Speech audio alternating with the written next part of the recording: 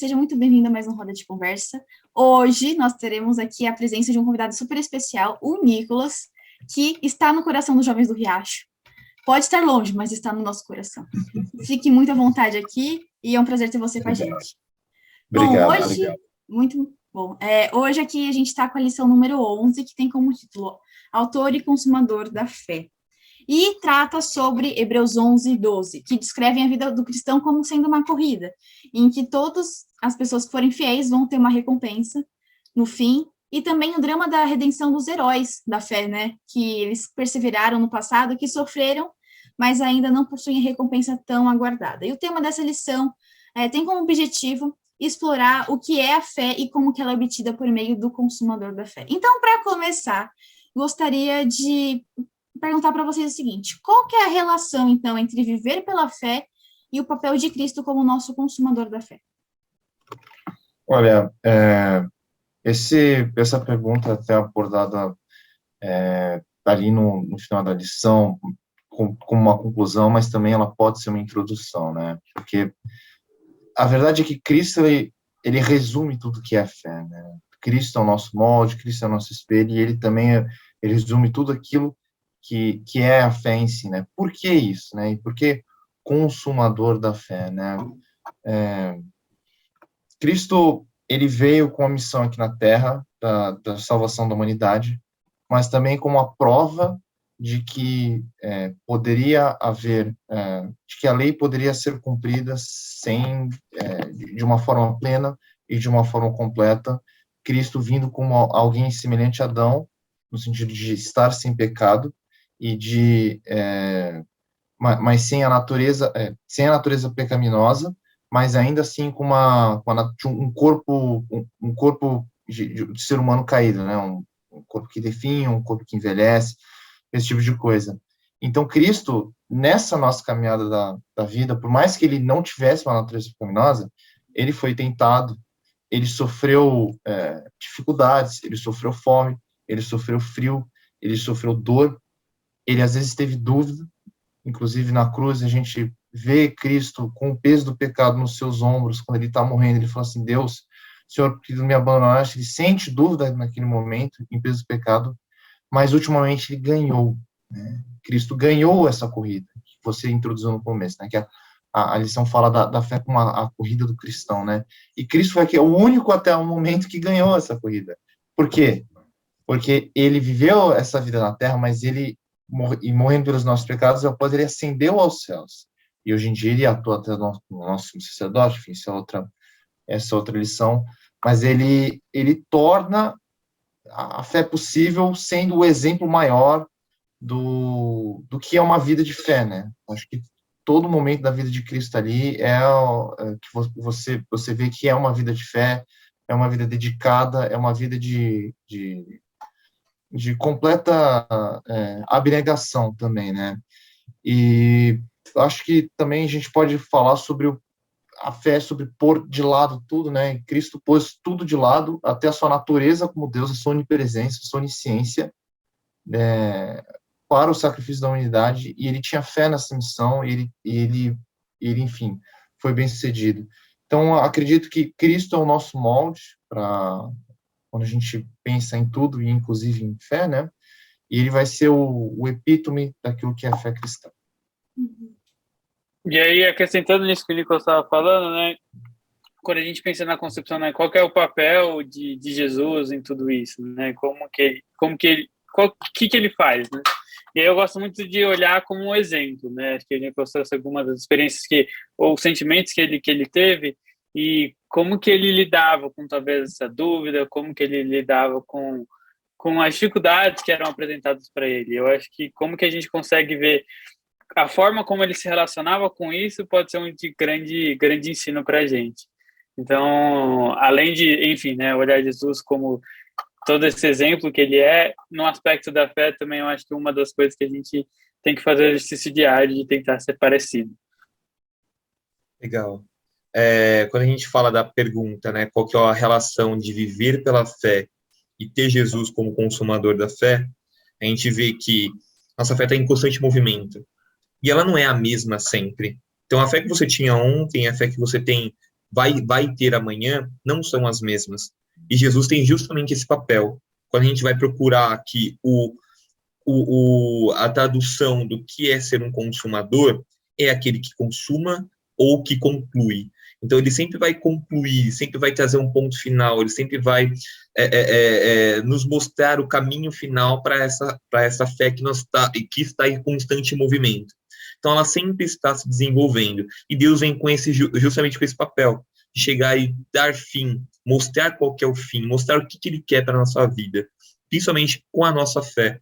Então, acho que a relação entre viver pela fé e ter Jesus como consumador é justamente ser um guia. Deus vai nos guiar para saber, para mostrar para nós o que Ele deseja e o que Ele quer através da nossa vida pela fé.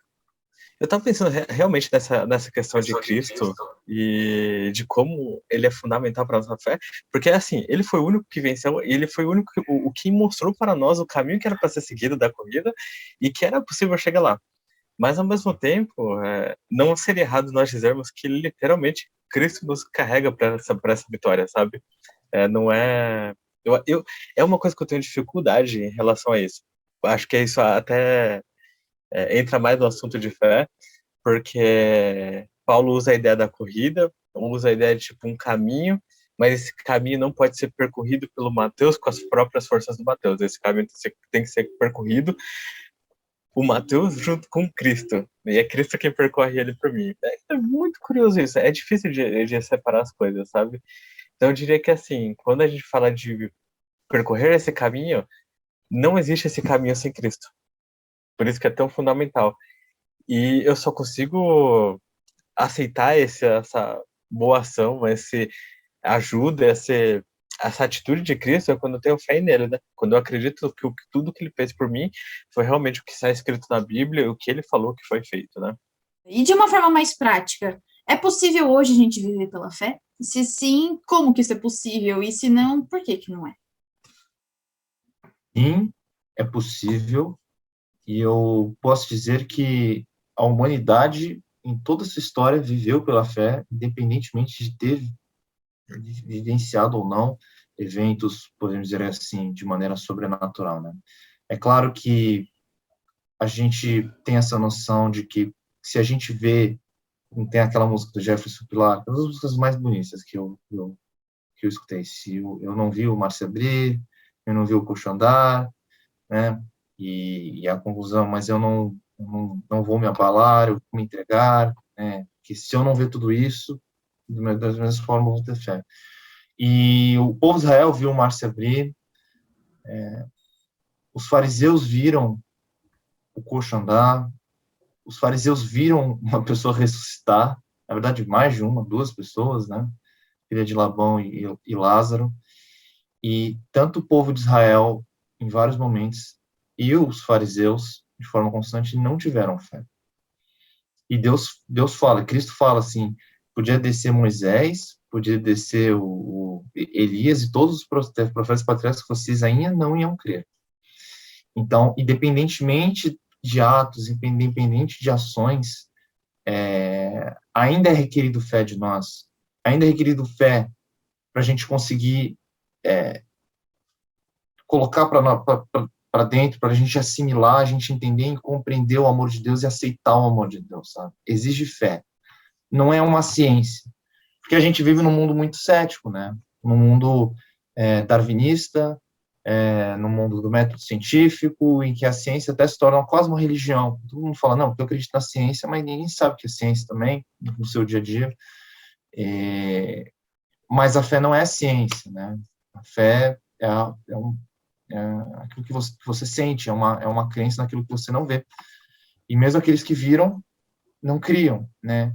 Então, eu diria que, sim, dá, e é a única forma de se viver. É a única forma. E Hebreus, o povo de Hebreus, pensa bem, era uma população que não viram os profetas. A verdade é que Israel estava 400 anos sem ver um profeta, o único foi Neemias. Aquele povo específico de Hebreus não viram Cristo, não viram os milagres de Cristo, não viram a ressurreição de Cristo, eles não viram nada. Eles só tinham a mensagem do Evangelho. E pior ainda, se a gente olhar para nós como adventistas, a gente tem todas as profecias que se cumpriram já, de datas. Para quem estuda Daniel e Apocalipse, sabe muito bem. Eles não tinham isso ainda. No máximo, eles tinham ali Daniel 2, se você quiser extrapolar, falar desse jeito, né, de profecia de data, que ainda estava na perna de ferro. Mas eles não viram nada disso. E era um povo que precisava crer naquilo que eles não viram.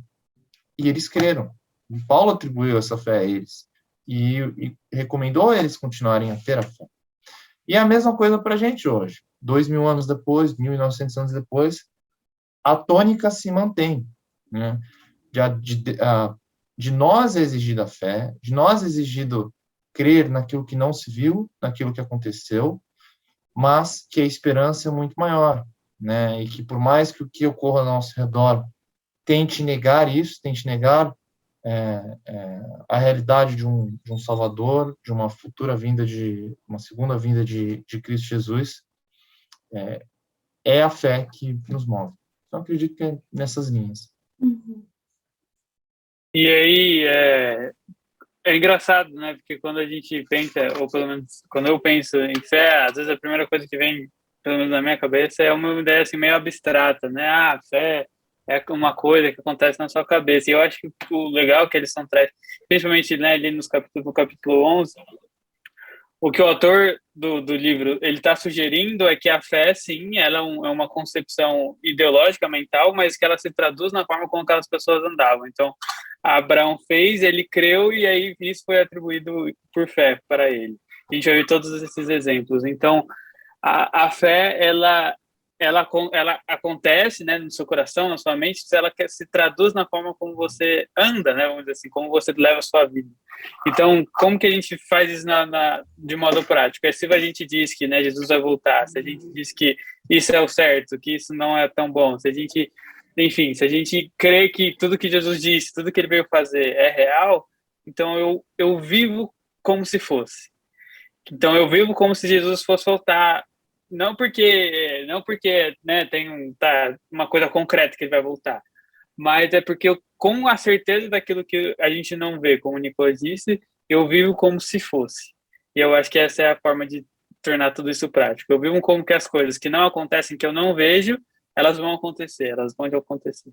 E aí é assim que a gente consegue ver isso de uma forma prática. Legal. O que é fé, né? Fé é acreditar em alguma coisa que a gente não vê. Mas assim, se a gente for parar para pensar ao pé da letra, o vento também a gente não vê. Só que a gente sente a ação dele. Por isso que a gente sabe que ele existe. A mesma coisa a fé. A fé a gente não vê. É uma coisa que a gente sente a ação dela. Então, quando você fica perto de alguém que tem muita fé, é impossível você não ser contagiado. E se você não tem a fé no teu dia a dia, e é exatamente isso que a pergunta fala, de uma forma mais prática, como é possível vivermos pela fé? Fé é uma coisa que você tem que acreditar, você tem que viver. Então, você nunca vai viver uma coisa que você não acredita. Então, o primeiro passo é você acreditar. Aí sim você conseguir ver os efeitos dela. Mesmo você não vendo, não pegando, você não pega a fé, não compra a fé na igreja. Você vai sentir ela através da confiança em Deus. Então, a primeira coisa é você ter confiança. Senhor, eu não tenho fé. Por favor, me faça ter fé. Me faça desenvolver essa fé que eu não tenho ainda. E aí, por aí, você vai conseguindo ter uma vida de fé. Porque a fé toda hora vai evoluindo na sua vida, ao passo que você tem confiança.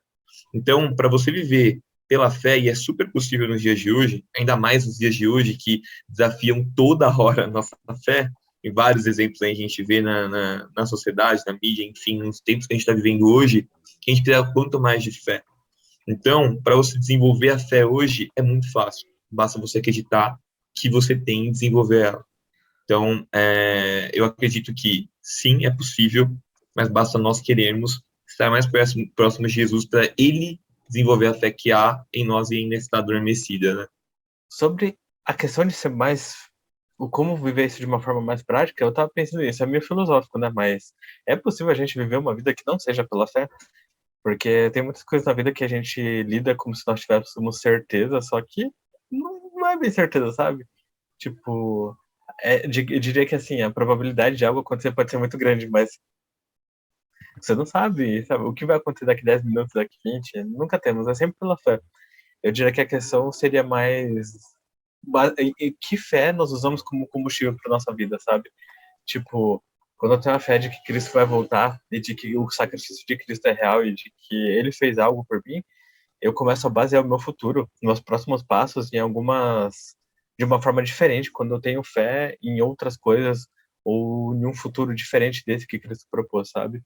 Então, eu acho que a gente sempre está vivendo pela fé. É nossa sina de seres humanos, né? A diferença é de que em quem nós colocamos essa fé, no que nós colocamos essa fé e onde que isso vai nos levar, né? Ou nós acreditamos que vai nos levar. Então, chegamos aqui a mais um final de uma roda de conversa aqui sobre a nossa lição. E, como de praxe, não pode faltar, nosso momento do Fala Aí. Então, Léo, roda a vinheta aí, cara. Momento Fala Aí! Então, neste ponto, nós vamos resumir aqui toda essa lição maravilhosa em uma palavra apenas. E, como não podia ser diferente, a minha palavra do Fala Aí é exatamente fé, que é o tema central da lição e é o nosso combustível para hoje em dia. Então, a minha palavra é fé. Bom, eu pensei em confiança, porque a partir do momento que a gente confia no que Deus vai fazer, com base nas coisas que ele fez, a gente consegue exercer a fé. Eu pensei na palavra esperança, porque a gente tem fé, porque a gente tem a esperança de algo melhor, sabe? Então, a nossa fé em Cristo, nossa fé em Deus é a esperança da vida eterna. Acho que são duas palavras muito relacionadas. E a palavra que eu pensei foi promessa. A promessa de ninguém mais, ninguém menos do que o Deus que criou todo o universo, né? Muito bom. E a minha palavra é inspiração, porque aqui na tirinha da lição tem a galeria dos heróis da fé, e eles são uma inspiração para mim, né? Por mais que eles não cheguem nem aos pés de Cristo, eles são realmente 100% humanos, sabe? E quando você lê Hebreus 11, você fala, cara, queria ser eles. Então, para mim, é como um perfume, sabe? É uma inspiração, um perfume bom que você sente, você fala, nossa, né, quero ser assim, né? Enfim. E para finalizar 100%, eu gostaria de ler, e vocês podem pegar em casa também, o terceiro parágrafo da lição, e só um minutinho, que está aqui na parte de sexta-feira, que é de um livro que eu gosto muito, que é do Caminho a Cristo, que fala assim, a vida em Cristo é uma vida de descanso. Pode não haver êxtase de sentimentos, mas deve existir uma confiança constante e tranquila. Sua esperança não está em si mesmo, mas em Cristo. Sua fraqueza está ligada à sua força. A sua força, então a nossa fraqueza está ligada à força de Cristo. Sua ignorância à sua sabedoria, a sabedoria de Deus. Sua fragilidade ao poder eterno de Deus. Por isso, não olhe para si mesmo. Não permita que seus pensamentos fiquem centralizados em si mesmo.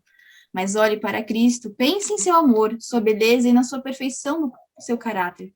Cristo em sua abnegação, Cristo em sua humilhação, Cristo em sua pureza e sua santidade, Cristo em seu incomparável amor. Esse é o tema para a sua meditação. E ao amá-lo, imitá-lo e depender totalmente dele, você se transformará à sua semelhança. Então, como eu falei aqui nessa lição, a tirinha sobre os heróis da fé, a gente viu que sim, é possível viver como eles viveram. E a gente viu, e esse último parágrafo aqui que eu li, realmente fala sobre essa vida de fé. E a gente tem que lembrar que nessa vida de fé não vai ser fácil. Muitas vezes a gente vai falar, cara, cadê Deus? Será que, né? Que tá tudo bom aí? Mas isso é normal, faz parte, mas a gente não pode se esquecer que essa história não é sobre nós somos coadjuvantes em que Deus nos tornou protagonistas porque ele morreu para salvar a gente. E ele já fez tantas coisas, não é agora que ele vai parar de fazer isso, assim como o texto de Ellen White fala, eu posso ver no retrovisor da vida, digamos assim, né, vamos parafrasear, vendo no retrovisor da vida tudo que Deus já fez por mim, não é agora que eu vou olhar para a estrada da vida agora e vou temer. Então, que a gente possa ter a certeza de que Deus está com a gente e que sim, nós teremos a vitória, faremos parte da galeria da fé se nós nos entregarmos a Deus todos os dias. Então é isso, esse foi mais um pouquinho da nossa roda de conversa. Nicolas, muito bom ter você com a gente, volte mais vezes. É um prazer, só convidar. Adoro, assim que eu gosto, gente. E é isso, gente. Se você gostou, deixa o seu like e compartilhe para seus amigos para todos saberem dessa mensagem tão especial. É isso, até a próxima. Olá, sejam todos bem-vindos para mais um Roda de Conversa aqui no canal. E hoje, para ilustrar não, ficou ruim de novo, peraí só um minutinho, tá? Oi, Matheus, bom dia, querida, apareceu? É isso, nossa lição, nossa, quase falei nossa lição em 10 minutos.